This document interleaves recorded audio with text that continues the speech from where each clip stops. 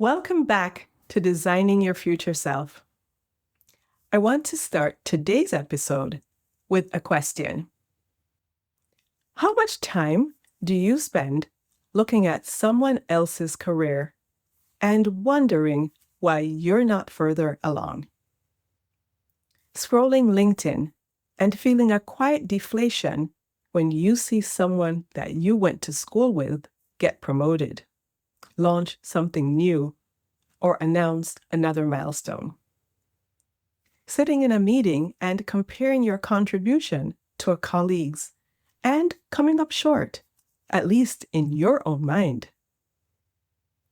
If you've ever done that, and I think most of us have, today's episode is for you. We are talking about comparison, where it comes from, what it's costing you, and how to transform it into something that actually serves your growth. Let's get into it. Welcome to the Designing Your Future Self podcast with Andrea C. McLean. This is the space where people are inspired to take charge of their lives, embrace their authentic selves, and design a future filled with confidence, purpose, and fulfillment.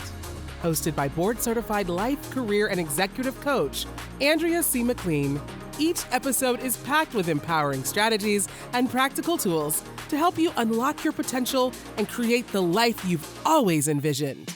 So, get ready to explore new possibilities, overcome obstacles, and step boldly into the future you deserve. Your journey starts now. Theodore Roosevelt famously said that comparison is the thief of joy. I would take that one step further. In a professional context, comparison is also the thief of clarity, confidence, and momentum. Here's why. When you compare your career to someone else's, you are almost always comparing your inside to their outside. You are comparing your full experience, your doubts, your setbacks, your behind-the-scenes struggles to their highlight reel, their LinkedIn announcement, their promotion post, their polished professional exterior. You never see their imposter syndrome, their 3 a.m. anxiety, the years of invisible work that preceded the visible milestone. And so the comparison is fundamentally unfair. You are measuring yourself against an incomplete picture and finding yourself lacking based on information that you don't actually have. The second problem with comparison is that it pulls your focus in entirely the wrong direction. Every moment you spend measuring yourself against someone else's path is a moment that you are not investing in your own. And your path, your unique combination of experience, perspective, skills, and story, is the only path that will get you to your version of success. So why do we do it if it feels so bad? Comparison is actually a deeply human and evolutionary impulse. Our brains are wired to assess our standing relative to others. It was a survival mechanism for our ancestors, and it is baked into our neurology. But in a professional context, it has been amplified to an almost toxic degree by social media, and particularly by LinkedIn, which is essentially a curated feed of other people's professional highlight reels. There are 3 specific triggers I see most often in my coaching practice. The first is Milestone Envy. Seeing someone reach a goal you have set for yourself and feeling that their achievement diminishes your own progress. It doesn't, but it feels that way. The second is timeline anxiety. The sense that you are behind where you should be at your age or stage of your career. Behind according to whom? According to a timeline that someone else set in a context completely different from yours, without any of the variables that make your path uniquely your own. And the third is identity comparison. Not just comparing to what you have achieved, but comparing who you are. They're more confident than me, more articulate, more naturally leadership-oriented. This is the most damaging form of comparison because it goes beyond circumstances and attacks your fundamental sense of self. In the S.O.A.R method, the first step is shift your mindset. And one of the most powerful mindset shifts that you can make is moving from a comparison orientation to a contribution orientation. A comparison orientation asks, how do I measure up? A contribution orientation asks, what unique value am I here to deliver? Those are completely different questions, and they produce completely different experiences for your career. When you are focused on comparison, you are always looking sideways, measuring, evaluating, falling behind, or pulling ahead. It is exhausting, and it is fundamentally reactive.